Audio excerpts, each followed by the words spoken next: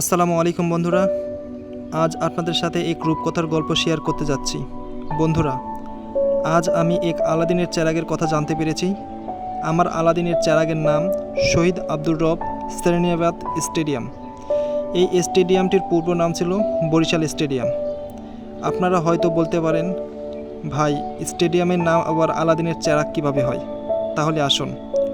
পাকিস্তান সৃষ্টির পর থেকে প্রায় 5 বার বাজেট পাশ করা হয় এই স্টেডিয়ামটি সংস্কার করার জন্য, কিন্তু দুর্ভাগ্যবশত হলেও সত্য যে আজ পর্যন্ত সংস্কার কাজ চলমান।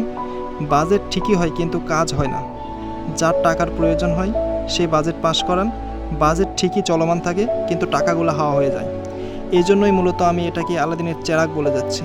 বন্ধুরা, এটি বরিশাল শহরের চাঁদমারি এলাকায় কীর্তনখোলা নদীর তীরে অবস্থিত। 1966 সালে নির্মাণের পর থেকে 1970 সাল, 2006 এবং 2022 সালে স্টেডিয়ামটির অবকাঠামো উন্নয়ন করা হয়। প্রায় 35,000 দর্শক ধারণ ক্ষমতাপূর্ণ স্টেডিয়ামটি সবচেয়ে পুরনো এবং বাংলাদেশের সবচাইতে বড় স্টেডিয়াম। প্রায় 29.15 একর জমির উপর নির্মিত এই স্টেডিয়ামটি বর্তমানে অনেকটাই পরিত্যক্ত অবস্থায় পড়ে আছে।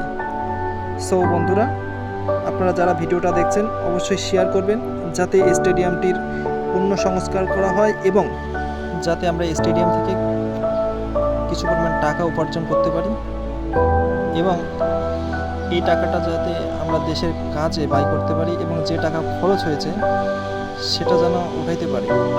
এই জন্য আমার ভিডিওটা যারা দেখছেন তারা অবশ্যই শেয়ার করবেন এবং খুব দ্রুত যাতে এই স্টেডিয়ামটি সংস্কার করা হয় সেই জন্য সরকার পক্ষের কাছে আবেদন করবেন ইনশাআল্লাহ।